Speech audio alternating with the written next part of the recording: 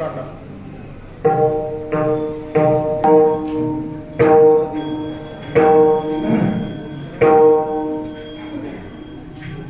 राम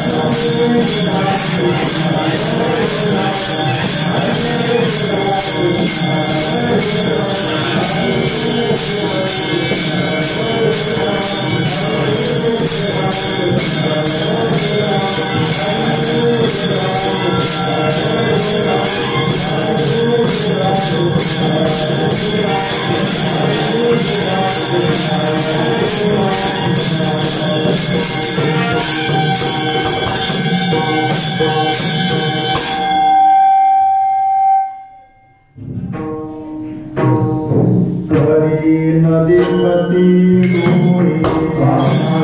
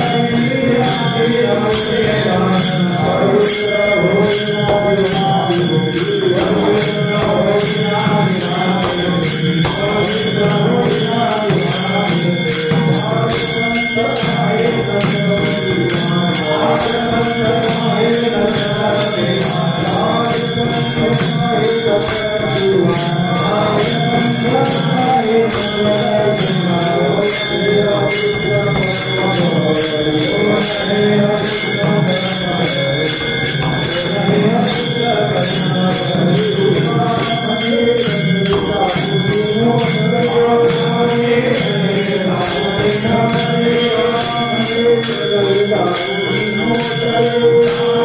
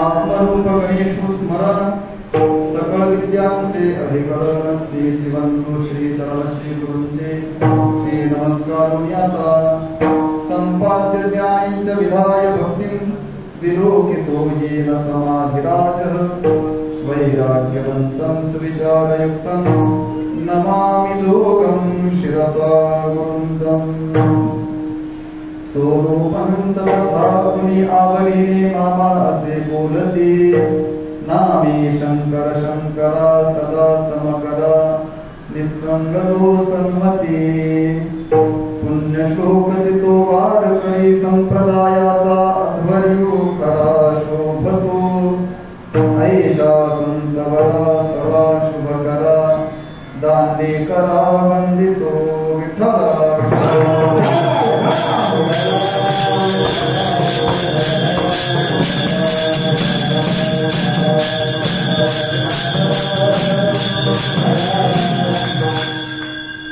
का माझे पंढरी न देखती डोळे का माझे पंढरी न देखती डोळे काय हे न कळे पापयांचे पाय पंथ काहीच न चलती वाट कोण हे अदृष्ट कर्मबळी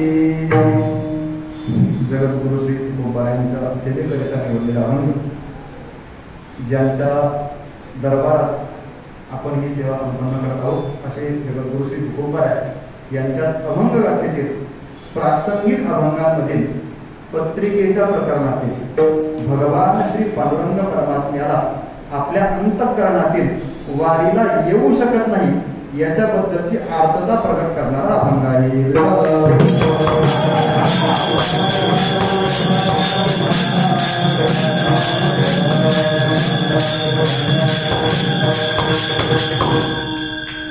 जगद्गुरु श्री तुकोबारायांची ही आर्तता आज या मितीला आपल्या सर्वांच्याच अंतःकरणात आहे आणि ती घेऊनच आपण या सेवेमध्ये प्रवृत्त होतो. तुकोबारायांच्या जीवनाचे प्रसंग आहे. तत्पूर्वी अभंगाच्या कीर्तनाच्या संबंधाने थोडंसं प्रास्ताविक प्रस्तावना ती अशी. आज या ठिकाणी जगद्गुरु श्री तुकोबारायांच्या भगवान श्री पंढरीश पांडुरंग परमात्म्याच्या या पवित्र पावन दरबारामध्ये संपन्न होत असणारी त्यांची सेवा त्यांच्या चरणी समर्पित करण्याचा सुयोग आपण आज सर्वांना या निमित्ताने प्राप्त झालेला आहे. आषाढी वारीचा अत्यंत पवित्र असा हा काळ आहे. या काळामध्ये दरवर्षी ही सेवा या मितीला आपण वाटचालीमध्ये करत असतो. पण आज हा अपवाद आहे. अर्थात अपवाद फक्त आपल्या समोरच आहे असं नाही, अपवाद सगळ्या जगाच्या समोर आहे आणि त्याच्यामुळेच आपण बंदिस्त आहोत. नाहीतर या कीर्तनाला आपल्याला प्रतिवर्षी माहिती सोहळ्यातली ती मजा आणि सोहळ्यातला तो उत्सव, ती कीर्तनाची मजा, तो आनंद वेगळाच आहे. पण तरी याही अवस्थेत तोच आनंद, तोच सोहळा याही ठिकाणी उपभोगता यावा मग काही संकोचित स्वरूपात का होईना, मर्यादित स्वरूपात का होईना, पण आपण प्रयत्नशील आहोत. अर्थात ही भगवंताची आणि तुकोबारायांची आपल्यावर असणारी कृपाच आहे.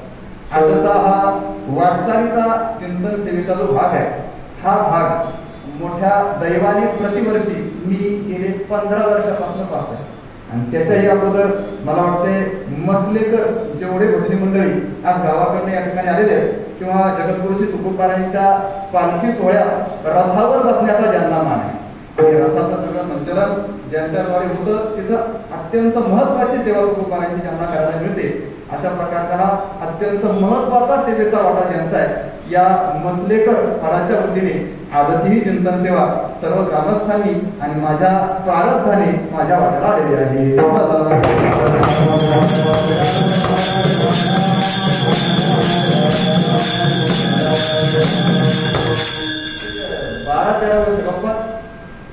12-13 वर्ष आपण सोहळ्यात चाललो तुकोबारायांच्या, त्यावेळेस यांना फक्त रथावर पाहिजे आणि हेवा वाटायचा कधी कधी त्यांना.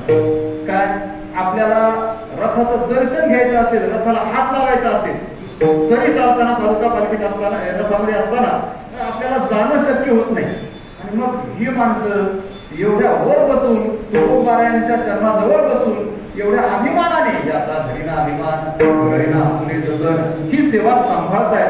नक्की यांचं काय पुण्य असेल. आणि त्याचबरोबर असंही वाटत होतं आमचं असं काय पाप असेल. विठ्ठल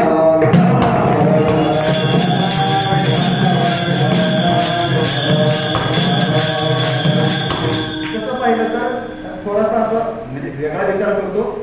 माझं गाव आमचं पुणे जिल्ह्यातच गाव आहे, पण माझा आठवा हगवणे आणि देहू गावात हगवणे भरपूर आहे. आमचे पूर्वज असं सांगायचे का आमचे मूळ पुरुष देहूतूनच गेले एक 5-6 पिढ्यांपूर्वी. मग माझं मूळ गाव देहूच आहे, मला काय हरकत नाही. पण तरी सुद्धा देहू मूळ गाव असून ही सेवा करण्याबद्दल आम्हाला अजून प्रारंभात नाही. आणि पुढे मराठवाड्यातून तुम्ही येता, गंगाव असला कुठं, बीड जिल्हा कुठं, माजलगाव तालुका कुठं, तिथून येऊन मानाची सेवा करायची. खरंच तुमच्या प्रारंभाचा हेवा करावा.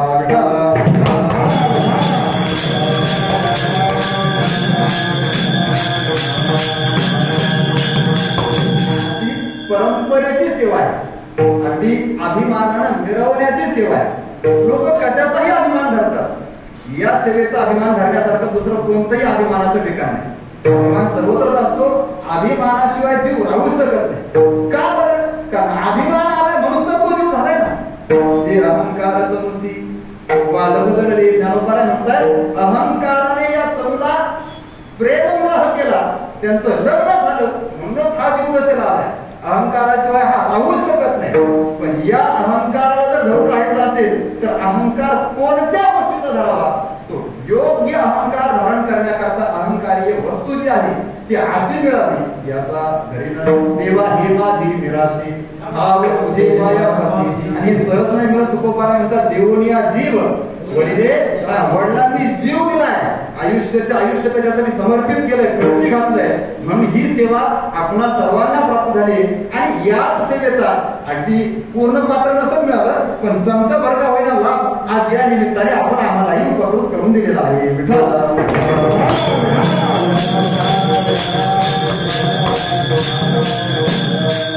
तुला कवर आठवते देणाराचे हात हजारो, दुबळी माझी दुबळी आहे, फाटकी आहे, पण तरी सुद्धा त्याच्यात जेवढं साचेल आणि जेवढं गोळा करता येईल, जेवढं संचित करता येईल तेवढं करण्याचा प्रयत्न करूया.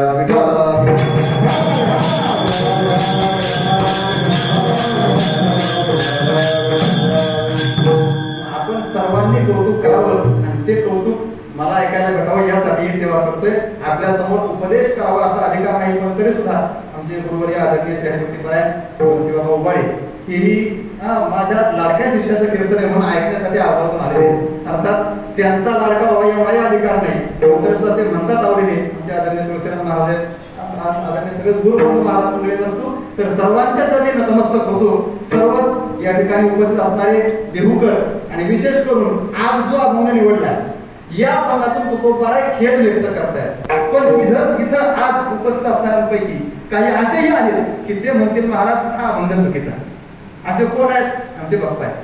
का आपल्याला अभंगात आज हे वर्णन आहे पाय पंथ काही नचलती वाट, आमचे पाय पंढरपूरची वाट का चालत नाही. पण तेच आजच पंढरपूरला जाऊन परत आहे. 8 दिवसापूर्वी आदरणीय तुकोबारायांचे वंशज गुरुवर्य माणिक महाराज मोरे आणि आमचे बाप्पा दोघ जण पायी पंढरपूरला निघाले. पोहोचले सुद्धा सकाळी आणि त्यांना आवर्जून फोन करून सांगितलं तेही या ठिकाणी उपस्थित आहेत. त्यांच्याही त्यांनी दंडवत करतो. निदान आमचा नमस्कार या निमित्ताने का होईना पण देवाजवळ पोहोचला आहे. महाराज नाही दिसत तेही पण असतो. तर सर्वांच्या चरणी नतमस्तक होतो आणि सेवेला प्रारंभ करतो. विठ्ठल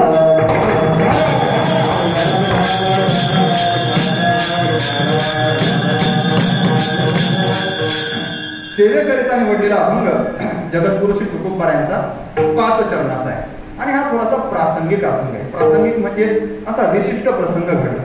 काय प्रसंग घडला असेल बरं? प्रसंग असा घडलाय, वारीचा काळ आहे आणि वारीच्या काळामध्ये तुकोबारायांना फार मोठी अपेक्षा आहे.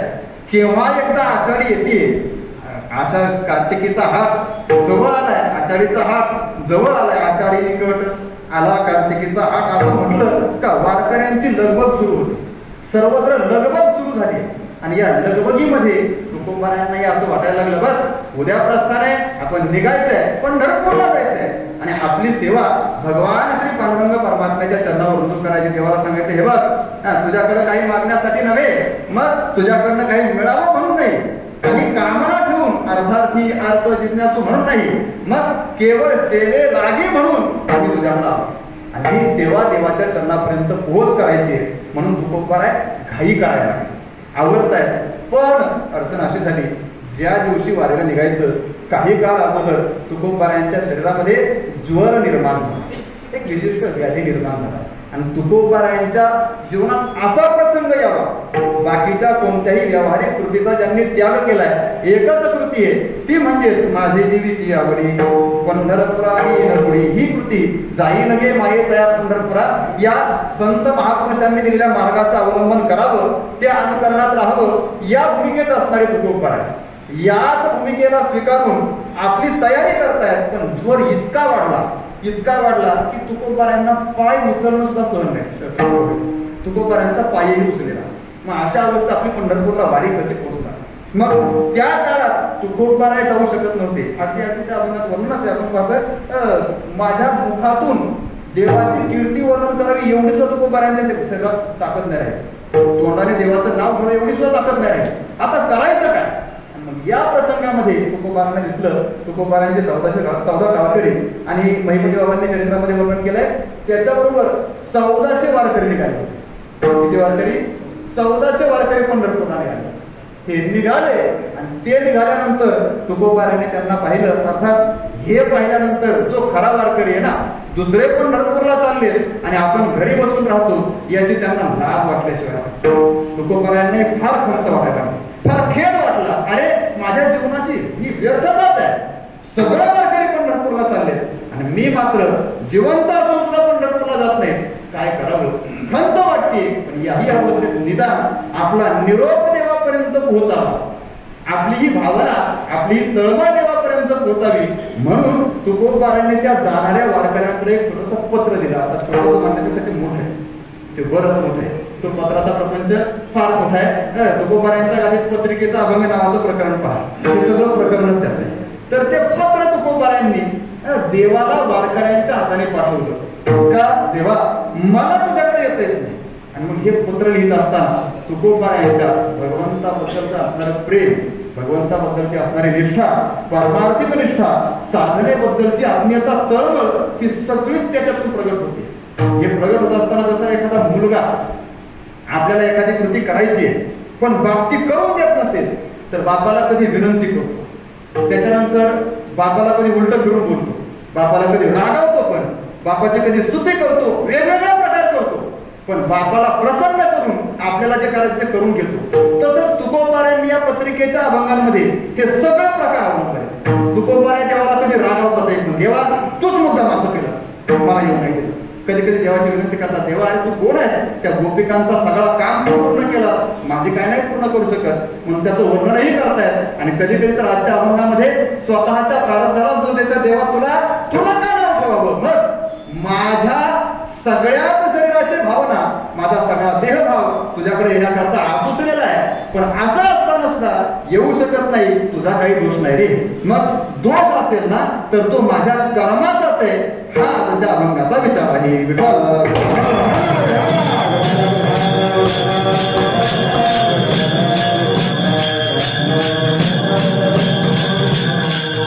थोडासा जर तुकोबारायांच्या या भूमिकेचा विचार करायचा झाला तर तुकोबारायांनी जी भूमिका घेतली ना, ती भूमिका आर्तभक्ताची भूमिका आहे. आर्तभक्त म्हणजे श्रीमद भगवद्गीता भगवान श्री पांडुरंग परमात्मा, श्रीकृष्ण परमात्मा अर्जुनाला उपदेश करत असताना भक्ताचे 4 प्रकार सांगतात. चतुर्विधा भजन्ते मां जना सुकृतिनो अर्जुन आर्तो जिज्ञासुरर्थार्थी ज्ञानी च भरतर्षभ. भगवान श्रीकृष्णाने सांगितले अर्जुना 4 प्रकारचे भक्त माझी भक्ती करतात. किती प्रकारचे? 4 प्रकारचे. कोणते कोणते तेव्हा ते? पहिला आहे आर्त, दुसरा आहे जिज्ञासू, तिसरा आहे अर्थार्थी आणि चौथा आहे ज्ञानी भक्त. असे 4 प्रकारचे जे भक्त आहेत ना त्यापैकी आदती तुकोबारायांची भूमिका म्हणजे पहिली आहे आर्त भक्ताची.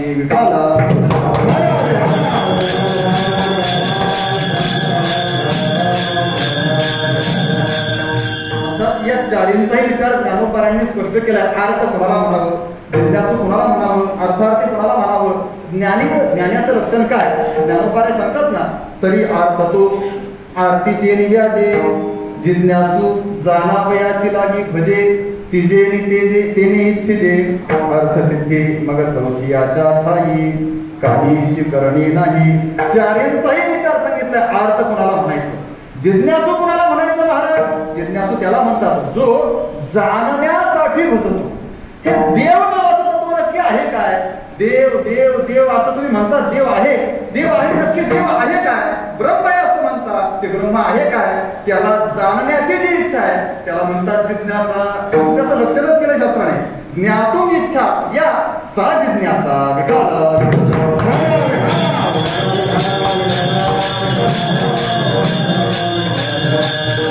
त्या परमात्म्याला जाणण्याची जी इच्छा आहे तिला म्हणतात जिज्ञासा.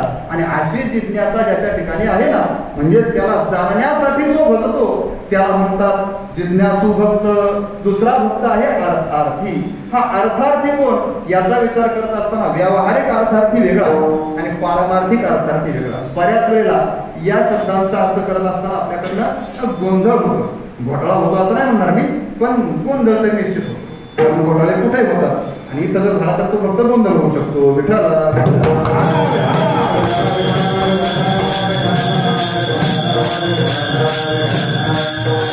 थोडासा गोंधळ असा होतो काय? अर्थार्थी अर्थानाम अर्थी यह सह अर्थार्थी. अर्थाची अर्थाना जो करतो. अर्थानाम अर्थी अर्थी थोडासा विग्रह करत असताना अर्थानाम अर्थी असाही करा किंवा अर्थस्य अर्थी असा करा. पण फरक सांगू का थोडा? अर्थानाम अर्थी व्यावहारिक आहे आणि अर्थस्य अर्थी पारमार्थिक आहे.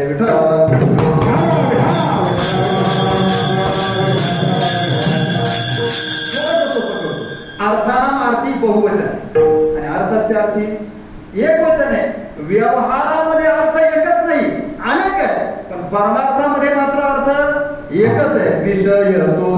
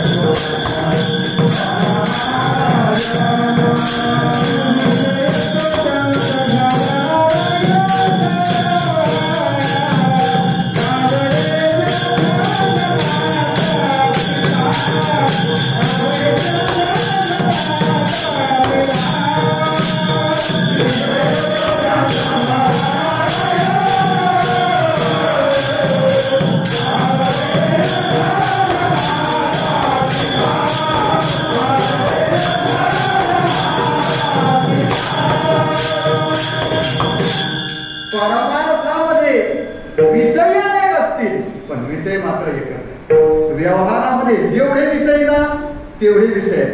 कारण व्यवहाराचा विचार करायचा झाला तर विषयांबद्दलच्या प्रीतीबद्दल गुरुवर्य वैकुंठवासी स्वानंद सुखनेवासी पांडुरंग बाबा वैद्य एक वाक्य नेहमी बोलायचे. ते म्हणायचे एक एकाला आवडत नाही, एक सर्वाला आवडत नाही, सर्व एकाला आवडत नाही, सर्व सर्वाला आवडत नाही. का? विषय अनेक आणि विषयी सुद्धा अनेक आहेत.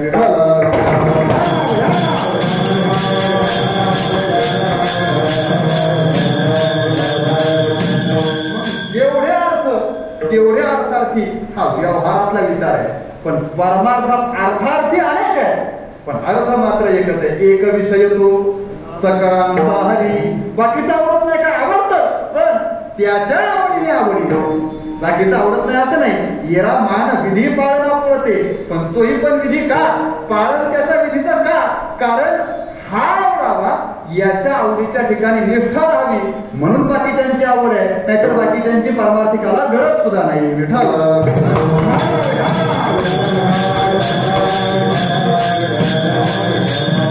अर्थार्थी याला काहीतरी अर्थना करायची, परमात्मा मिळवायचा आहे. हा भक्त आहे अर्थार्थी भक्त. चौथा भक्त आहे, त्याला म्हणतात ज्ञानी भक्त. काय ज्ञानी भक्ताचं? कृतकृत्य झालो, इच्छा केली ते पावलो, काम नाही झालो पाहि रिकामा. आणि मग भावल्या त्या करू चेष्टा. आता आपल्या चेष्टा सुद्धा विशिष्ट आहे. कोणत्या? भक्तीच्या चेष्टाच ज्यांच्या भावल्या काळात घडतात त्यांना म्हणायचं ज्ञानी भक्त. या ज्ञानी भक्ताचा विचार जर करायचा झाला तर ते आपण भक्ती रसायनातलं प्रसिद्ध वाक्य नेहमी म्हटलं जातं भक्तिशास्त्राचं. कोणतं? भक्त्यर्थम कल्पितम द्वैतम अद्वैतादपि सुंदरम. अद्वैतादपि भक्त्यर्थम कल्पितम द्वैतम सुंदरम.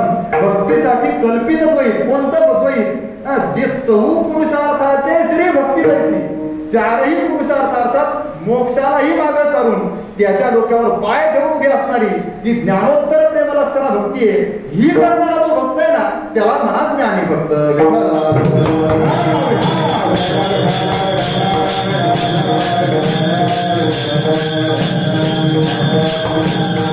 राहिला पहिला प्रकार जो आहे आर्त भक्ताचा विचार. हाही अर्थ दोन प्रकाराने विचारायला येतो. काय? आर्तता कधी कधी व्यवहाराच्या संबंधाने असते, कधी कधी परमार्थाच्या संबंधाने असते. तुकोबारायांनी कधी कधी आर्तता दाखवली, देवा मला काय दुःख होतंय, तू एक काम कर, एकदा एक वेळेला मला या दुःखातून वेगळं कर. एक वेळ तरी या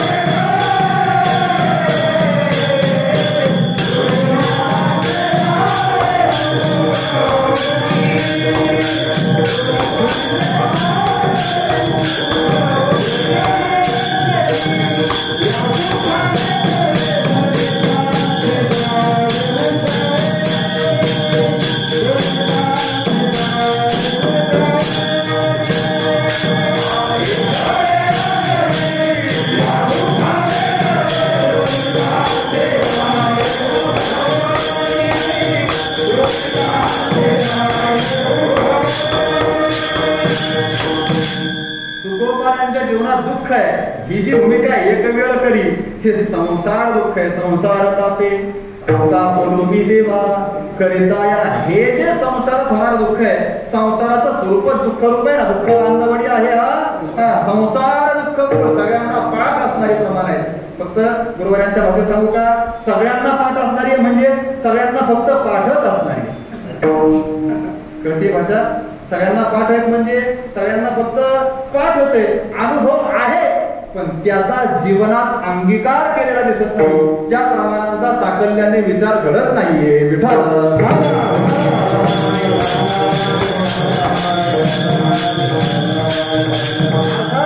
सांसारिक पिढेपासनं मुक्तता हवी याच्याकरता जी अर्थता अंतःकरणात आहे ना, ही अर्थता ठेवून जो भक्ती करतो त्याला म्हणा अर्थभक्त.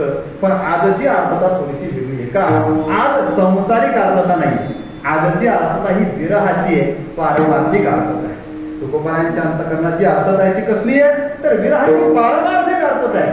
संसाराने नाही दुःख सगळं दिलं. अर्थात शरीर हा संसारच आहे, हरकत नाही, पण तरी सुद्धा परमार्थ संबंधाने दुःख होत आहे. परमार्थाचा विचार करून मला दुःख होतोय का? मला पंढरीला यायची इच्छा आहे, माझ्या डोळ्यांना पंढरपूर पाहण्याची इच्छा आहे, पण काय करू देवा, माझे डोळे पंढरपूर पाहू शकत नाही. असं कोणतं पाप आडवं आलं? अभंगाचं पहिले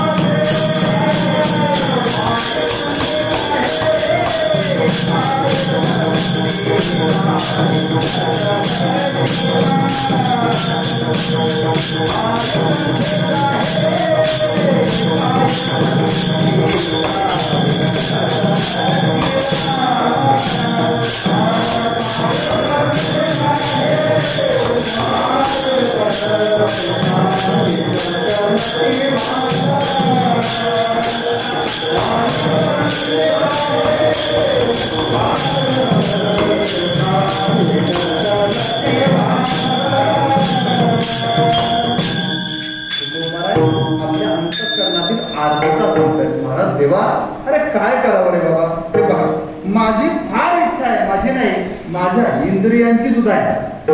म्हणतात माझ्या इंद्रियांमध्ये भांडण लागलं, म्हणतील काय रसना माझ्या इंद्रियाशी लागले भांडण. कान म्हणतायत मला देवाबद्दल ऐकायचं, डोळे म्हणतायत मला देवाला पाहायचंय, रसना म्हणतेय मला देवाचं गुणगान करायचंय, स्पर्श त्वचा म्हणतेय मला देवाला स्पर्श करायचा आहे. इंद्रियांमध्ये भांडण लागतात का? इंद्रियांची वासना एकच आहे, इंद्रियांची ओढ फक्त परमात्म्याकडे आहे. परमात्मा सोडून तू पांडुरंग परमात्मा म्हणून सोडून माझ्या इंद्रियांना दुसरं काहीच नको. निदान नाही देवाला पाहतायत का? कोरोनाने देवाला बंद करून ठेवले. कोरोनाने काय केलंय? देवाचं दर्शन बंद केलं जवळ जाऊन. निदान मुखदर्शन तरी नाही महाराज, मुखदर्शन आहे ना तिथपर्यंत सुद्धा बंद आहे. मग काय? मग तुम्हाला पंढरपूर पाहायला मिळेल. हो, मग देवा निदान पंढरपूर तरी मला काय निदान पंढरपूर नाही, आम्हाला पंढरपुरात जायला मला चालेल. निदान गीता मंदिरात बसून पंढरपूर पाहता येईल काय? हरकत आहे का काही? तेवढं तरी जायला पाहिजे ना. तेवढंच होत नाही का? माझे पंढरी नदी कती डोळे, हे पंढरीला माझे डोळे पाहू शकत नाही. खरं सांगू का? तुकोबाराय म्हणताय माझे डोळे जर देवाला पाहू शकत नसतील, पंढरीला पाहू शकत नसतील, तर मी आंधळा झाला. तुका म्हणे पाय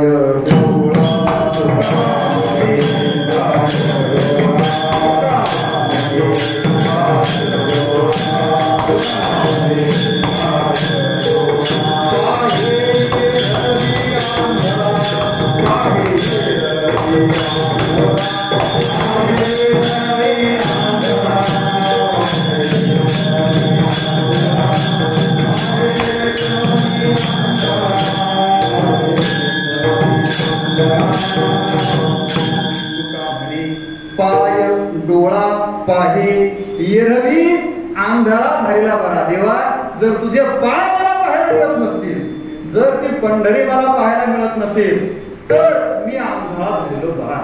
म्हणजेच माझ्या डोळ्यांचा अजून सुद्धा काही उपयोग नाही. बाकीचं नको ते नको तितकं पाहिलं, पण जर पंढरपूर पाहिलं नसेल, वाराणसी, गया पाहिली, द्वारका सगळं पाहिलं, पण जर पंढरपूर पाहिलं नसेल ना, तर मग निश्चितच असं म्हणावं लागेल, काय हे न कळे पाप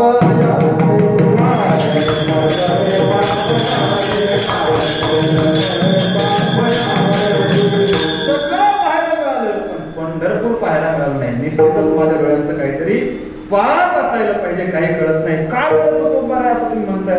कारण पंढरपूर पाहण्यात हा विशेष लाभ आहे. पंढरपुराला पाहण्यामध्ये फार मोठा लाभ आहे. काय लाभ आहे? जीवनात दुःख संपायचं म्हणजे संपण्याकरता एकच करावं. काय करावं? पंढरपूर पाहावं. का? कारण असं आहे, दुःख कशामुळे येतं? तर ते पापामुळे येतं. पापामुळं दुःख येतं. सगळ्यात दयाचे सारखे असंभर पाप पिके मग जन्मकोटी दुःखे. दुःख हे पापाचं फळ आहे. म्हणजे दुःख येऊ नये वाटत असेल तर पाप नसावं, पाप संपावं. आणि पाप कधी संपत? पाप संपत नाही, पाप पळून जातं, दिगंतराला जातं. अवधीत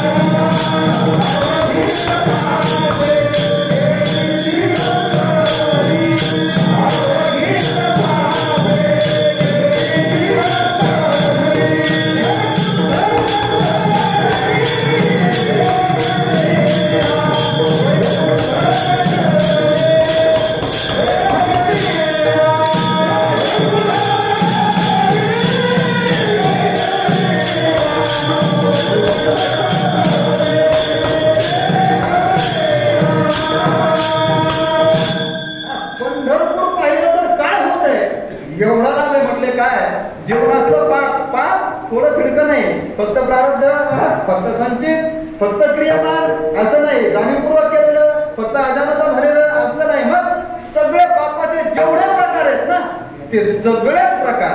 अवधीच पापे गेली, कुठं गेली? त्यांचा ठावच नाही.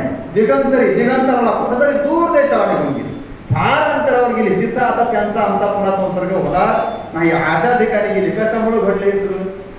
वैकुंठ पंढरी देखील या म्हणून आमची इच्छा आहे. देवा, मला निदान तुझे पाय पाहता येत नाही, तुझं स्वरूप पाहता येत नाही, निदान ती पंढरी तरी पाहू दे रे विठ्ठल.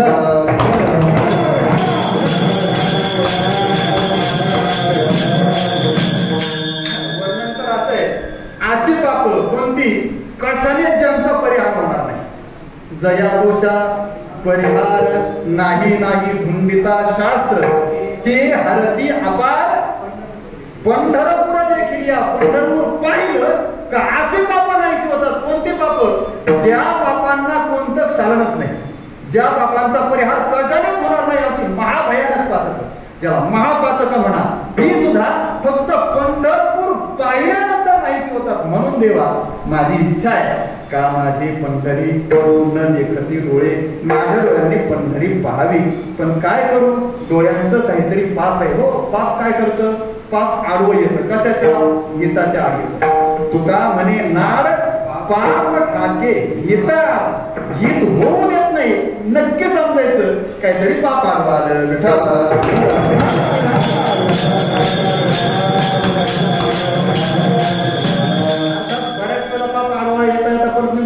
असं वाटतं आता थकलोय आपण, आता काही गरज नाही कीर्तन जाण्याची, पापच आडवं येते ते.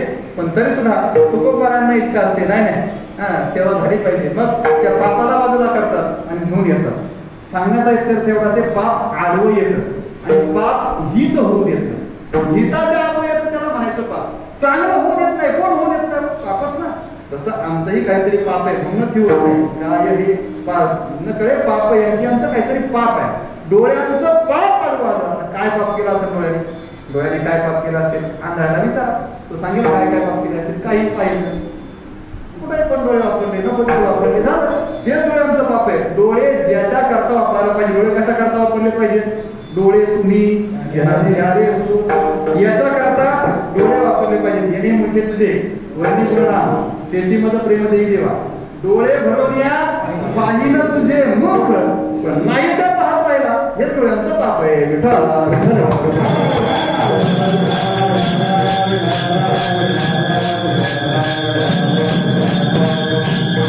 डोळ्यांचं काय पाप आहे कळत नाही पण नक्कीच काहीतरी पाप असणार आहे म्हणून मला पंढरपूर पाहता येत नाही आणि तेव्हा खरं सांगू का फक्त पंढरपूर पाहण्याची इच्छा वारकऱ्याची असते नाही वारकरी त्याला म्हणायचं काय जो गाडी जातो आमच्यासारखा तो नाही जो पायी जातो ना तुमच्यासारखा तोच खरा वारकरी मग असं वारकरी व्हावं आणि मग पंढरी पाहावी अशा आवडीचा पण काय करू देवा आमच्या पायात एवढी क्षमताही राहिली नाही पायाचंही कोणतं असं कर्म आलं का पंढरपूरच्या वाटेनं हे पाऊलचा टाकला जाऊ नये मग माझ्या दुसऱ्या चरणात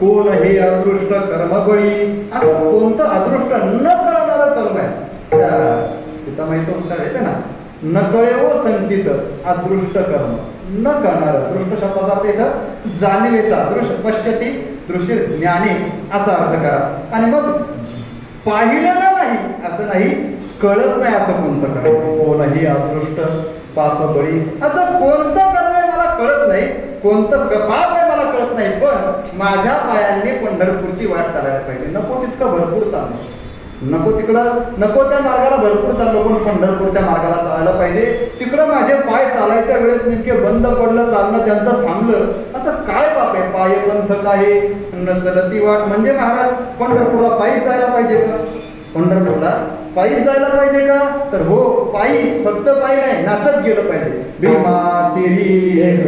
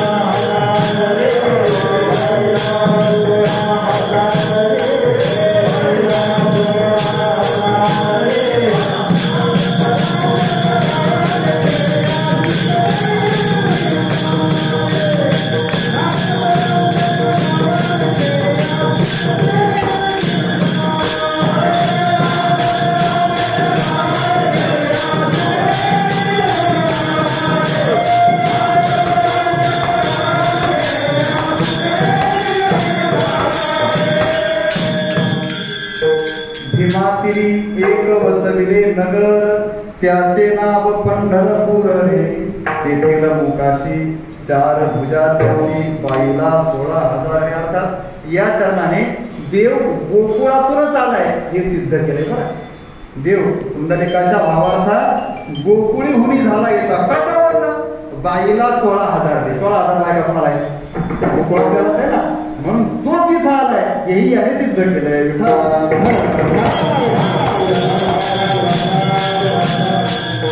तार्किक विचारतात काय तो तिथं आला कशावरनं? तो अवतार वेगळा आहे आणि हा बुद्ध अवतार वेगळा आहे. तसला काय नाही, हा तोच आहे. तोच इथं आलाय. तोची गोकुळात घोगुनी गोळ म्हणून तो बाळ जो आहे ना तो तिथं आलाय. पुंडलिका हा गोपी गोपाळांचा सगळा परिवार आणलाय त्याने, एकटा नाही आला. आता तो कुठं आणलाय? अगदी गोपाळपुरापासून तर पंढरपूरला त्याच्या मंदिरापर्यंत पुन्हा कुणाला बसवलंय त्याची सगळ्याची क्रमिक रचनाच आहे.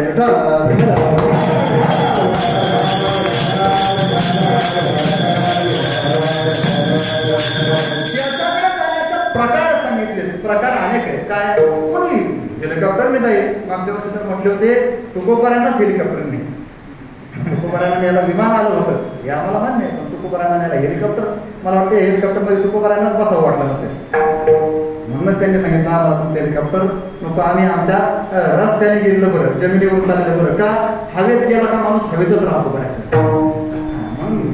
साधू महात्मे हे कधी हवेत जाण्याचा प्रयत्न करत नाही. व्यावहारिक लोकांना हवेत जाण्याची इच्छा बऱ्याच वेळेला होती. तुकोबारायांच्या नावाखाली आम्हाला हवेत जायला भेटावं अशी बऱ्याच जणांची इच्छा असेल, पण तुकोबारायांची मात्र नाही.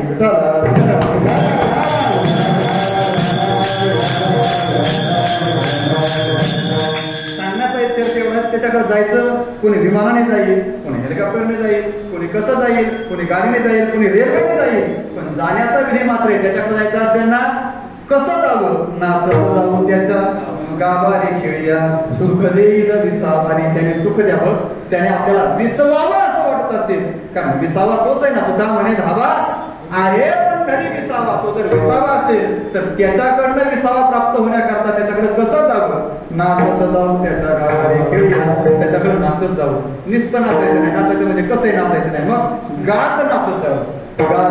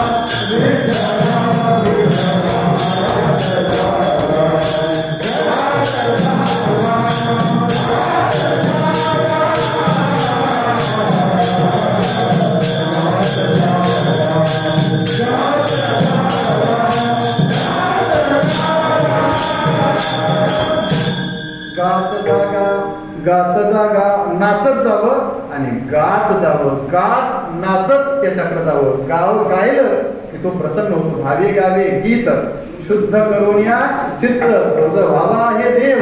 देव मिळावा वाटतोय ना, गात जावं. आणि मग गात झालं, गात जर गेलं ना तर तुमच्या विमानाने जाण्यात जो आनंद नाही तो पायी चालण्यात आनंद येतो. गात जर गेलं तर गाडीत जाण्यात तो आनंद नाही जो पायी चालण्यात आहे. का बरं? चालण्याचं कष्ट होतच नाही हो, पण कधी जर जाताना गात गेलं तर चालण्याचं कष्ट होत नाही. चालिले न वाटे गावून या जाता वाटे, वाटे गावून या जाता चालिले न वाटे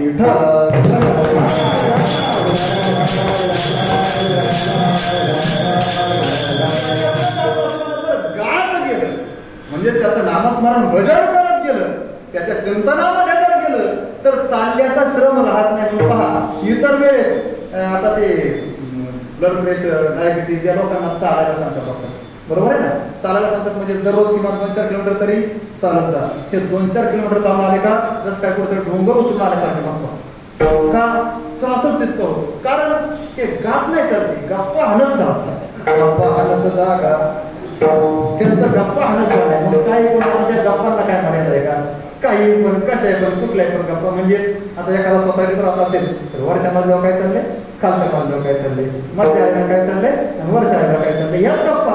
त्या गप्पांनी फायदा काय? भगवान परमात्म्याचं नामस्मरण जर घडलं तर कोणतीही कृती करा त्या कृतीचे कष्ट तोपर्यंतच आहे जोपर्यंत त्याच्यामध्ये भगवंताचं नामस्मरण परमार्थ सोबत नाही. परमार्थ सोबत जर असेल कृतीला तर कृती तुमची व्यावहारिक असेल ना का त्याचे कष्ट होणार नाही. आपली जी संत परंपरा आहे, अनेक पंथाचे, अनेक संप्रदायाचे आणि अनेक जाती धर्मातले संत आहेत. सावता महाराजांनी काय केलं?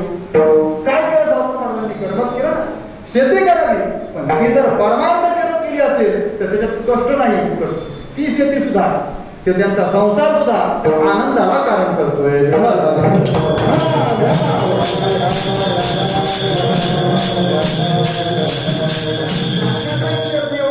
त्याच्याकडे जात असताना गात जावं, चालत जावं, नाचत जावं. तुकोबाराय खंत प्रकट करतात जेव्हा नाचत यायला पाहिजे, गात यायला पाहिजे, किमान चालत तरी तुझ्यापर्यंत यायला पाहिजे. पण काय करू जेव्हा पायच उचलत नाही, पायपर्यंत काही न चलती वाट माझे पाय तुझ्या मार्गाने या पंढरीच्या मार्गाने चालण्याकरता आता असमर्थ आहे. काय कळत नाही. कोण हे न कळे कर्म बळे, कोण हे अदृष्ट कर्म बळे. असं कोणता अदृष्ट कर्म आहे मला माहित नाही की ते इतकं बलवान आहे की माझ्या इच्छाशक्तीला, माझ्या अपेक्षेला, माझ्या श्रद्धेला सुद्धा ते मागे सरत आहे. माझ्या अंतःकरणातल्या तुझ्या भक्तीला ते मागे सरत आहे आणि मला तुझ्याकडे येण्याकरता येऊ देत नाही, अडवू येत नाही. असं अदृष्ट आहे. अदृष्ट असं बलवान आहे महाराज की ते एकदा का माणसावर उदास झालं की माणसाला काहीच मिळत नाही. नरोबरा घेतात ना, अदृष्ट दानी या पालटे श्रीमंतीचा विलासू का पौर्णिमे पाठी शीतांशू पालटे जायचं असं म्हणतात. पौर्णिमेला शीतांश वाढतो आणि अमावस्येला उष्णांश वाढतो. आता हे विज्ञान, हे विज्ञान सुद्धा ज्ञानोबारांना इतकं सुंदर माहिती, फक्त हे विज्ञानवाद्यांना अजून पटत नाही. विठ्ठल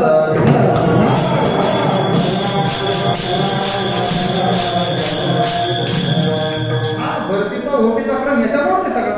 चला माझा तो विषय नाही वर्तमान सांगण्याचा इतिहास आहे. पौर्णिमे पाठी जायचा शीतांशू पालटे. पौर्णिमेला वातावरणात असणारी शीतलता ही जशी जशी तिथी बदलत जाते, मध्य पक्ष कृष्ण पक्ष लागतो, प्रतिपदा द्वितीया तृतीया चतुर्दशी पर्यंत अमावस्येपर्यंत जसजशी तिथी वाढत जाते तसा तसा शीतांश हळूहळू कमी होत जातो. हे ज्याप्रमाणे आहे ना तसंच अदृष्ट जर उदास झालं तर पालटे श्रीमंतीचा विलासू. ज्ञानोबारांनंतर श्रीमंती कितीही असू द्या, कितीही मस्ती असते श्रीमंतीची, पण ती टिकत नाही केव्हा अदृष्ट उदास झालं तर.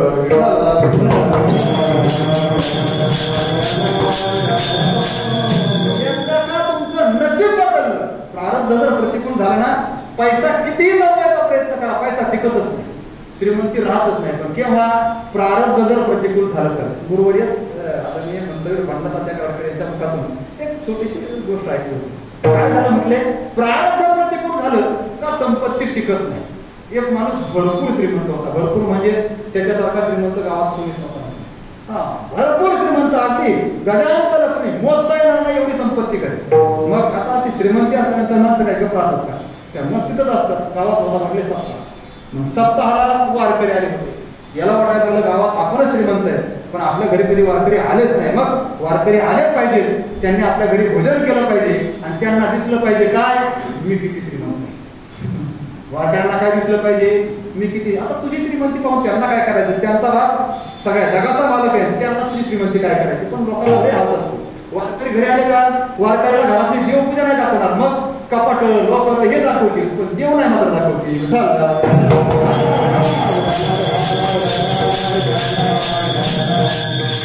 वारकऱ्यांना आपली श्रीमंती दाखवायची.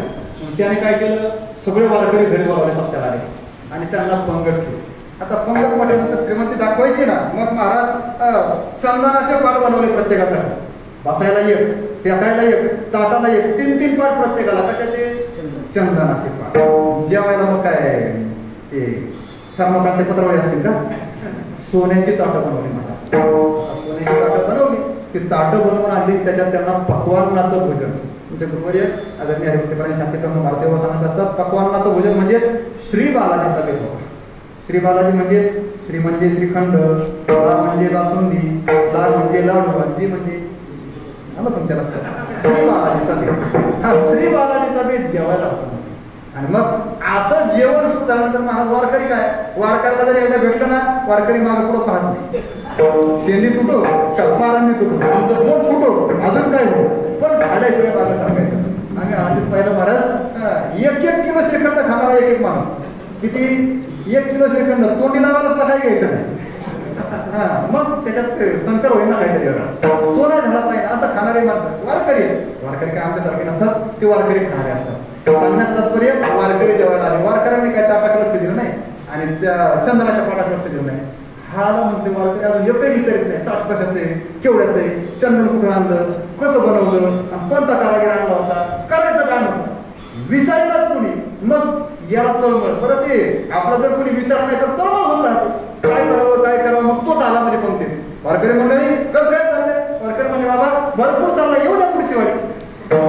तसं नाही म्हटला, सगळं व्यवस्थित नाही हो, पदार्थ चांगले म्हटले, तुम्ही खाली नाही लक्ष दिलं का, काय होता ताटं बघितलं का तुम्ही, पाहिलं म्हटले, चमकतात का, सोन्याची ताटं आहेत. म्हटलं सोन्याची. बोलता बोलता बोलून गेला, म्हटला तुमच्या बापाने कधी सोन्याची ताटं पाहिली होती. जेवायला बोलवलं वारकऱ्यांना आणि काय म्हणतोय, तुमच्या बापाने कधी सोन्याची ताटं बोलवली होती. काय महाराज असंच असतं ते, बऱ्याच वेळा सगळं असतं, पण त्या सगळ्या असण्याबरोबर अहंकार इतका असतो का ते सगळं टिकू देत नाही.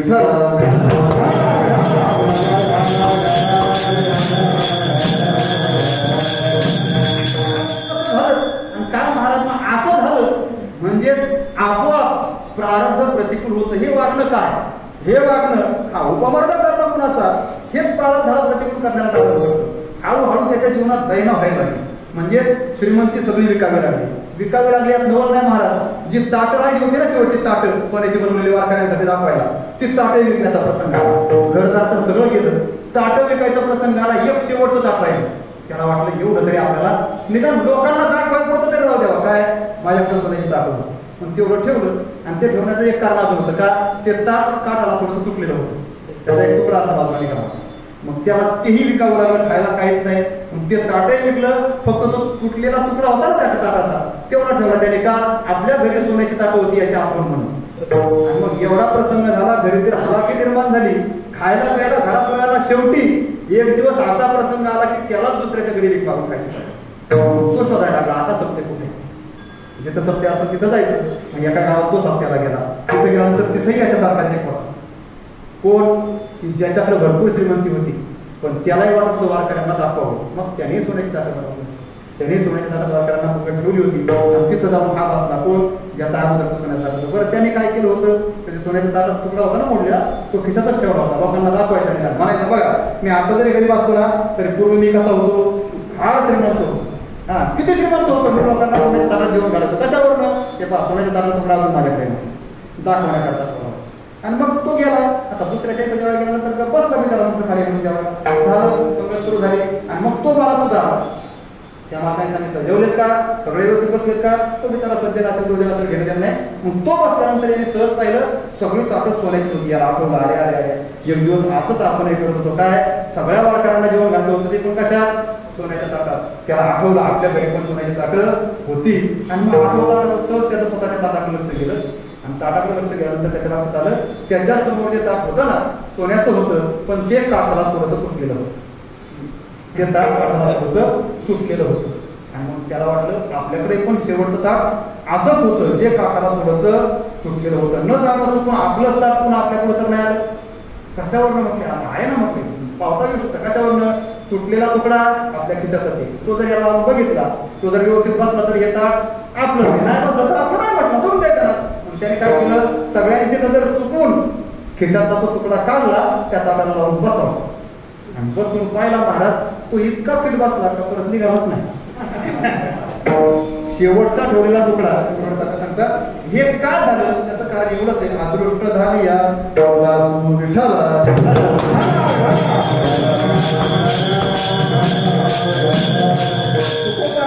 माझंही अदृष्ट, माझं काहीतरी कर्म असेल की जे वाईट कर्माचं फळ आहे, वाईट संचित आहे, माझ्या जीवनाचं वाईट प्रारंभ आहे, ते मला फळ देण्याकरता आलं माहिती नाही. पण माझ्या पायांनी पंढरपूरची वाट चालायला पाहिजे, पण पाय चालू शकत नाही. कुटुंबाला एक खंत व्यक्त करतात, नवे पाय पंढरीला जात नाही त्यात नवल नाही. पंढरीला जाऊन पायांनी जावं, पण पायाने गेल्यानंतर बाकीच्या इंद्रियांना काही कर्तव्य नाही का?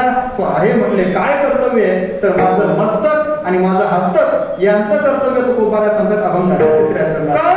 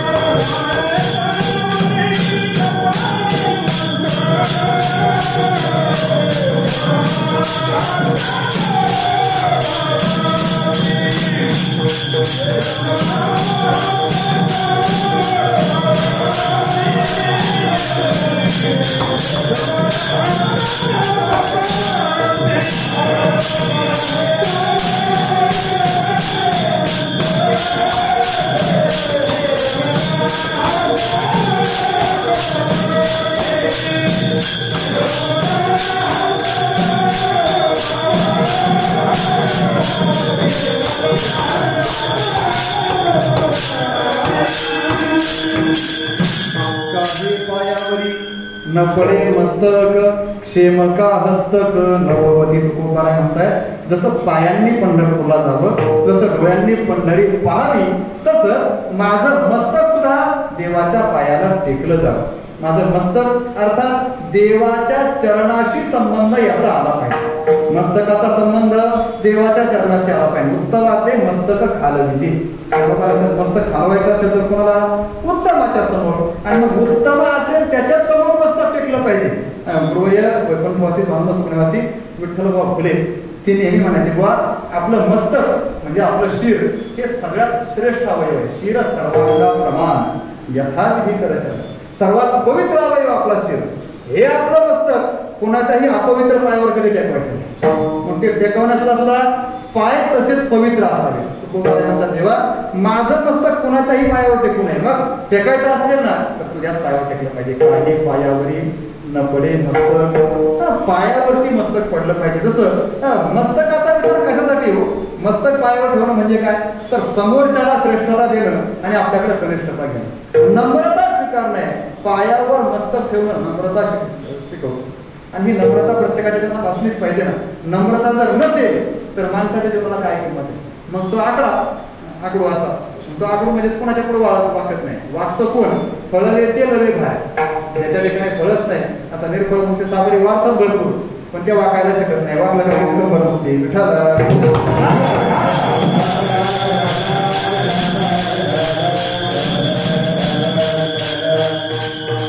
हे वागणं आणि हे वागणं हे शारीरिक उंचीचं नाही बरं.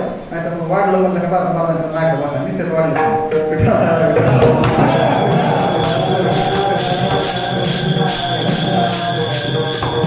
ज्यांची स्वाभाविक उंची आहे अंतःकरणाची उंची आहे, अर्थात अंतःकरण ज्यांचं नम्र आहे ही त्यांची दीनता आहे आणि अंतःकरणाचा अहंकार आहे ही ती उंची आहे.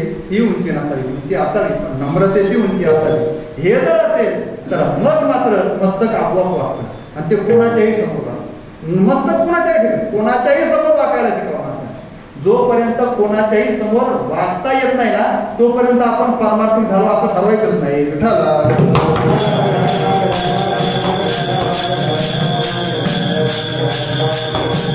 जर असं वाटत असेल मग मी का वागतो असं जर आलं म्हणा तर मग समजायचं आपण पारमार्थिक नाही. मग अजून आपण व्यवहार करतो, अजून आपल्याला भेद वाटतो. जो पंढरपुरात गेल्यावर काय होतंय, पंढरीची लोक पाया पडायचं नाही एकमेका सगळं वागतातच ना. का वागतात बरं, कारण ते तिला तृण आणि पासा ना तेही देव जाणार. माणसात काय नाही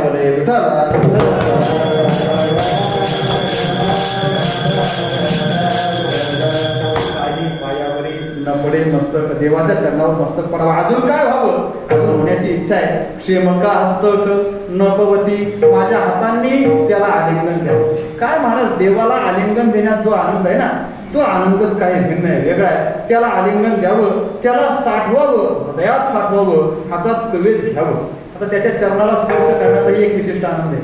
मुखदर्शनात आणि चरण स्पर्श दर्शनात काय वेगळेपण आहे हे तिथं गेल्याशिवाय कळत नाही. विठ्ठल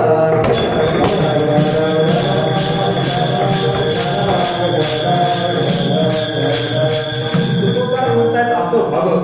एवढंच नाही, माझ्या सगळ्याच इंद्रियांची वासना आहे ती पूर्ण व्हावी आणि या वासना पूर्ण होण्याकरता देवाची कृपा व्हावी. अभंगाचं चरण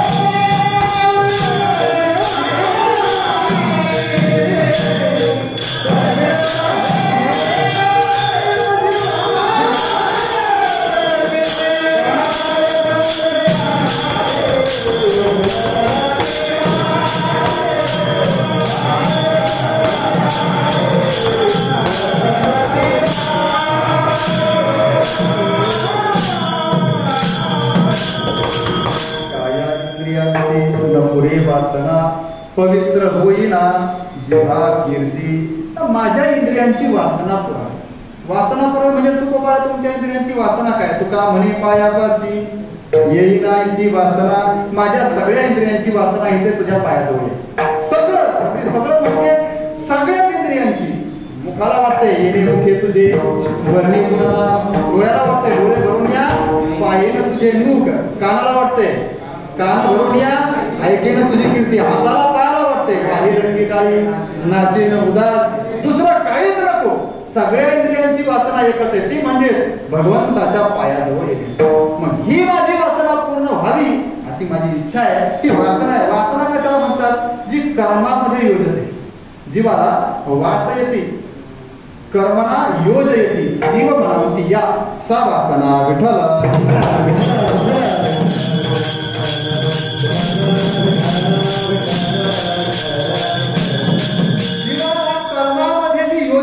कर्मामध्ये जी प्रवृत्त करते ना तिला म्हणतात वासना. अशी माझी वासना एकच आहे, तुझ्या चरणाजवळ येण्याची. मग अशा माझ्या सगळ्याच इंद्रियांची जर ही वासना असेल तर देवा ती पूर्ण व्हायला पाहिजे. पण काय करू? नक्की काहीतरी अदृष्ट कर्म आहे, काहीतरी पाप आहे जे मला तुझ्याजवळ येऊ देत नाही. पण माझी इच्छा आहे बा हे पूर्ण व्हावं. आणि काय व्हावं? पवित्र होईना जिव्हा कीर्ती, जिभेनं तुझी कीर्ती गावं, पवित्र व्हावं. पण जोर इतका वाढलाय की वाचेनं देवाचं नामही उच्चारता येत नाहीयेत. इतका त्रास होतोय तुकोबाऱ्यांना. अर्थात तुकोबाऱ्यांसारखा हाडाचा निष्ठावान वारकरी काही झालं तरी, प्राण गेला तरी वारी चुकू द्यायचं नाही असा नियम. पण याही अवस्थेत जात येत नाही. पत्रिका पाठवून पत्र पाठवून हे भागवावं लागतं. याचं कामही तितकं सगळं असेल ना. म्हणूनच तुकोबारा म्हणतात पवित्र होईना जिव्हा कीर्ती. मग तुकोबारा विचारताय देवा मला आता दुसरं काही नको, माझी इच्छा एकच आहे या सगळ्यात इंद्रियांनी युक्त असणारं माझं हे शरीर आहे ना, या शरीराचं मोठं म्हणजे हे सगळं शरीर समष्टी रूपाने तुझ्या चरणाजवळ यावं आणि महाद्वारात जोडावं. अभंगाचं शेवटचं चरण. तुझं म्हणे काही गाऊ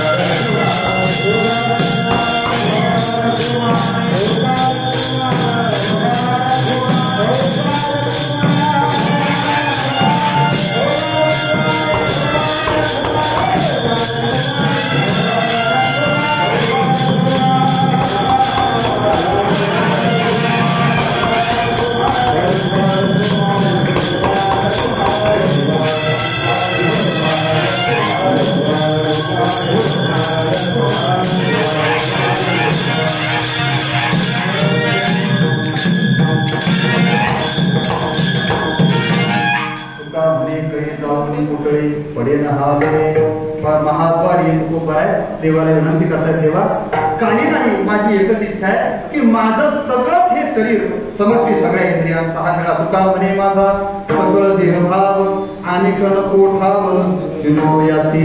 या माझ्या सगळ्याच देहभावाचा विचार करत असताना देहाच्या सर्व इंद्रियांच्या वृत्ती ज्या आहेत ना या सर्वच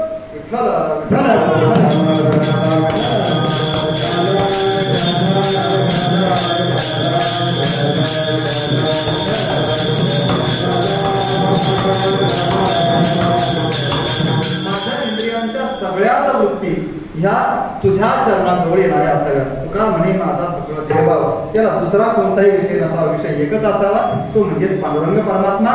पंढरी नगरी जी त्या पांडुरंगाने वास्तव्य करून या पंढरी नगरीला या मृत्यू लोकातलं वैकुंठ बनवले. अधिका अक्षराने एका भूवैकुंठ म्हणे तुका उलट ते वैकुंठ तर फक्त वैकुंठ 3 अक्षराचे, ते भूवैकुंठ 4 अक्षराचे, एका अक्षराने अधिक आहे. अशी ही पंढरी बनवली ना, हाच आमच्या सगळ्या इंद्रियांचा विषय व्हावा. आमचं हे सगळं शरीर जरी याला समर्थ रूपाने तिथपर्यंत जाता आलं नाही तरी सुद्धा कसं का होईना गोळा होऊन याला कोणीतरी उचलून न्यावं, त्या चंद्रभागेच्या वाळवंटात टाकावं. तिथं गेल्यानंतर तिथं पडलं म्हणजे कसं का होईना लोळेना, त्या वाळवंटातले चटके बसून हे लोळायला जरी लागलं ना तर ते लोळणं त्या महाद्वारात व्हावं, त्या पांडुरंगाच्या दरबारात व्हावं, त्या चंद्रभागेच्या वाळवंटात व्हावं. एवढीच इच्छा आहे. तुका म्हणे काही जावोनी मोठळे पडेन हातमुळे पायावर महाद्वारी. एवढीच इच्छा आहे देवा, दुसरं काही नाही. पण काय करू देवा, फार खंत वाटते का त्या वाटेला अजून माझी पाय चालतच नाही. पाय बंध काही नगरती वाट कोण हे अदृष्ट पापबळी कर्मबळी. निश्चितच असं माझं काहीतरी कर्म असेल की जे बलवान आहे आणि माझ्या या सगळ्यात साधनेला अडसर ठरत आहे. अर्थात साधनेला अडसर ठरणारं हे पाप अदृष्ट आपल्या जीवनाचं नष्ट व्हावं याच्याकरता तुकोबारांनी आर्त स्वरात केलेली ही प्रार्थना आहे. तुकोबारांचा पूर्वावतार अर्थात नामदेव महाराज यांनीही अशी आर्तता आपल्याला ज्यावेळेस पंढरीचा वियोग झाला त्यावेळेस प्रकट केली होती. आर्त माझी मोठी दिवस देखी मोठी प्राण धरुणी कंठी वाट पाही भेटसे धवा माझी आजीवला येगा पांडुरंगा माझ्या बापा तुकोबारा येते अर्थ प्रकट करतायत ना. तुका म्हणे ऐसे आर्त ज्याचे म्हणजे आर्त माझ्या पोटात आहे ती आर्त आहे. मग किती आर्त आहे तुकोबारांचा संपदा सोहळा लागडे म्हणाला कधी कसा पंढरीचाही तुकोबारांची आर्त आहे. अर्थात ही आर्त पूर्ण होऊ शकत नाही. असाच प्रसंग आजही पुरवलाय, आपल्या सर्वांना पुरवलाय. वास्तविक पाहिलं तर आपल्याला पंढरपूरला जायला काही हरकत नाही आणि या विषयावर मी बोलावं. माझ्या बोलण्याचा कोणी विचार करावा मोठा मी खरंच नाही, पण तरी सुद्धा इथं तुकोबारांच्या समोर हे बोललं पाहिजे. कारण आपल्याला सगळ्यांना एवढा अधिकार तरी मिळाला पाहिजे ना. आपली उपासना करण्याचा अधिकार आपण मागतोय, तो आपल्याला मिळायला काहीच हरकत नाही, पण तरी सुद्धा तो मिळत नाही ही खंत आहे. बाकी सगळे अधिकार सगळ्यांना ज्याला मिळत आहेत, अगदी दारूच्या दुकानावाल्यांना मिळत आहेत. मग आम्ही वारकरी आम्ही काय कोणाला विद्रोह करत नाही, कोणाला त्रास होईल असं वागत नाही. फक्त आमची इच्छा आहे आमच्या मार्गाने आम्हाला पंढरपूरला जाऊ दे. आता मार्ग याचा युक्तिवाद थोडासा यापूर्वी बोललेला आहे. काय आतापर्यंत या कोरोना नावाच्या रोगावर अनेक औषधं आली असं म्हणतात, पण याच्यावरती अनेक औषधं आली आणि ती वापरली गेली. सुरुवातीला तो काहीतरी प्लाझ्मा डोनेट करण्याचं एक प्रकरण निघालं. 1 महिना 2 महिने चाललं ते, नंतर ते बंद पडलं. त्याच्यानंतर रेमडेसिविर हे औषध आलं, त्याच्यावरही बंदी आली. आता त्याच्यानंतर आता हे कोवॅक्सिन कोविशिल्ड काय तुमचं काय स्पुतनिक वगैरे जे काय आले ते आता यांच्यावरही बंदी कधी येते याची वाट पाहिजे का? मला माहित नाही नक्की पुढचं भविष्य काय आहे ते, पण एक साधा व्यवहार याच्यातून कळतो. काय व्यवहार आहे? व्यवहार हे सांगतोय ही जी औषध आहेत ना ही औषध म्हणून वापरली जात नाही, मग हा प्रयोग केला जातो. ते काय केलं ते सगळं प्रयोग. तुम्ही प्लाझ्मा प्रयोग म्हणून वापरला, तुम्ही रेमडेसिविर प्रयोग म्हणून वापरला, मग आमचा परमार्थ पण प्रयोग म्हणून वापरायला काय हरकत तुम्हाला? उलट खरं सांगू का, तुम्ही जी जी औषधं वापरतायत ना ती औषधं हमखास उपचार देतील आणि बरं करतील अशी गॅरंटी नाही. पण आमच्याकडे गॅरंटी रोगायचेच आहे. फक्त वापरून बघा ना, वापरायला हरकत नाही, वापरण्याकरता प्रवृत्ती व्हावी. त्या विष्णू सहस्रनामाची फलश्रुती सांगत असताना भगवान श्री भीष्माचार्य सांगतायत रोगातो मुच्यते रोगात बद्धो मुच्येत बंधनात भयामुच्येत दीर्घस्तु मुच्येता पुन्हापदः. कितीही मोठा रोग असू द्या आणि त्या रोगाने आर्त होणारा झालेला कोणी असू द्या, त्याला जर मुक्त व्हायचं असेल ना त्या रोगाच्या कष्टातून तर त्याने एकच करावं, काय नाम सहस्रेण नित्यम भक्ती समन्वित नित्य भक्ती समन्वित होऊन भगवान परमात्म्याचं नामस्मरण करावं एवढा एकच औषध आहे. ते करायला आम्ही परवानगी मागतोय आणि दुसऱ्या कशाला परवानगी मागत नाही. एवढीच या निमित्ताने विनंती की आमचा हा परमार्थ म्हणून औषध म्हणून तरी वापरा, एक प्रयोग म्हणून तरी वापरा. अर्थात या निमित्ताने आजची ही सेवा सर्वच मसलेकर फळावरील सगळेच भजनी मंडळ जे एवढा हा प्रसंग असताना या काळात सुद्धा प्रवासाची खरंच भीतीच आहे, धोकाच आहे, पण याही धोका पत्करून इथपर्यंत आलेत आणि ही सेवा करतायत. त्यांच्याच आज्ञेनं त्यांच्याच सूचनेनं ही सेवा माझ्यापर्यंत आली. त्या सर्वच मसलेकर फळावरील मंडळींना तेवढे धन्यवाद कमी आहेत. त्यांच्या चरणी खरंच शिरसाष्टांग दंडवत घालतो, नतमस्तक होतो. आपली सर्वांची कृपा प्रेम आहे की असंच असावं आणि आमच्याही पेक्षा ज्ञानोपाराय तुकोबारायांवर जास्त विशेष असावं अशी प्रार्थना करतो. या जगद्गुरु श्री तुकोबारायांच्या पवित्र दरबारात आहोत. तुकोबारायांचे पवित्र असे वंशज की ज्यांना साक्षात तुकोबारायांचे म्हणून घेण्याचा मान, ज्यांना साक्षात तुकोबारायांचे आम्ही आहोत असं म्हणून घेण्यासाठी हात लावून सांगण्याचा अधिकार आहे. तेही सर्वजण या ठिकाणी उपस्थित असतील. ज्ञात आपल्या सर्वांच्या चरणी नतमस्तक होतो. आपण सर्वजण आहात आणि म्हणूनच तुकोबारायांची सेवा करण्याची संधी आपल्या सर्वांच्या अस्तित्वाने आम्हालाही मिळते. आपल्या रूपाने तुकोबारायांची सेवा करण्याची संधी आम्हालाही मिळते. आपल्याही चरणी नतमस्तक होतो. या ठिकाणी माझ्या परिचयाचे अपरिचयाचे असे बरेच वारकरी मंडळी आहेत. सर्वांच्या चरणी नतमस्तक होतो. आपण सर्वच जण सेवेमध्ये सहभागी होत आहे आणि ही आपली सेवा जोपर्यंत आपण आहोत तोपर्यंत अगदी जीवनाच्या शेवटच्या क्षणापर्यंत प्रत्येकाकडून घडत राहावी. आणि याच्याकरता तुकोबारायांनी भगवान श्री पांडुरंग परमात्म्याने अशी सद्बुद्धी आणि ती सद्बुद्धी कार्यान्वित होण्याकरता लागणारी सक्षमता आपल्या प्रत्येकाच्या शरीरात द्यावी, निरोगीता द्यावी आणि तसं योग्य असं सामर्थ्य आपल्याकडून सर्वांकडे साधना घडावी असा एक सद्भाव प्रगट करतो. सर्वच आमचे काळकरी मंडळी आहेत, विशेष करून आमच्या गुरुकुलाचे काही गोपाल मंडळी, आमचे महाराज चैतन्य महाराज आहेत. विशेष म्हणजे सकाळी आमचे गोपाळ महाराज आहेत, त्यांना फोन केला. गोपाळ महाराज आणि उद्धव महाराज हेही आळंदीवरून कीर्तनासाठी आलेले आहेत. विशेष आमचे शिवाजी महाराज हेही या ठिकाणी उपस्थित आहेत, ज्यांच्यामुळं आज आम्हाला साक्षात पांडुरंग परमात्मा भेटला परत येऊन असे आमचे बाप्पा आहेत, आमचे सायकर महाराज आहेत. आणि विशेष मला आशीर्वाद देण्याकरता कीर्तनाला उपस्थित असणारे आमचे आदरणीय भक्तिपरायण गुरु तुळशीराम महाराज आणि माझे गुरु आदरणीय वंशीबाबा की ज्यांची अत्यंत लढीवाळ अशी सेवा करण्याचा आम्हाला सदैव लाभ होतो. तेही आहेत आमच्या गावामध्ये संतश्री तुकोबाराय गुरुकुलाचे अध्यापक आदरणीय भक्तिपरायण श्री लक्ष्मण महाराज सुंदकर हेही या ठिकाणी आदर आहेत, मृदंग वादनाची सेवा करतायत. त्यांच्या चरणी नतमस्तक होतो. आपणा सर्वांच्या चरणी मसलेकर मंडळींना पुनश्च एक धन्यवाद देतो. आपल्या सर्वांचं तुकोबारायांवरची सेवा आणि हे प्रेम असंच अखंड सुदीर्घ व्हावं अशी सुभावना तुकोबारायांच्या चरणी करतो. ज्या संत महापुरुषांनी आपल्याला हे मार्गदर्शन केले एक वेळ सर्वांनी हाताने टाळी वाजवू, त्यांचं भजन करू आणि 2-5 मिनिटांमध्ये सेवेला पूर्ण करा. ज्ञानेश्वर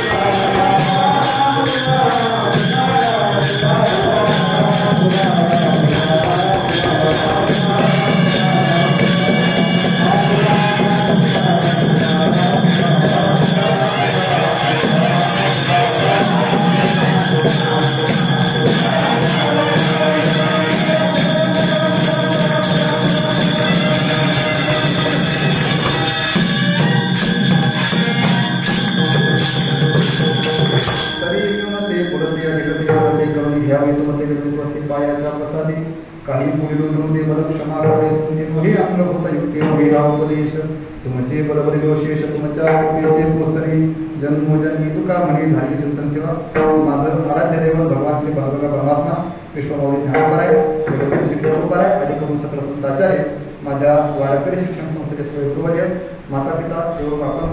स्तोत्र माझ्या सर्वांच्या साठी समर्पण करतो. वाहिला पूर्ण करा.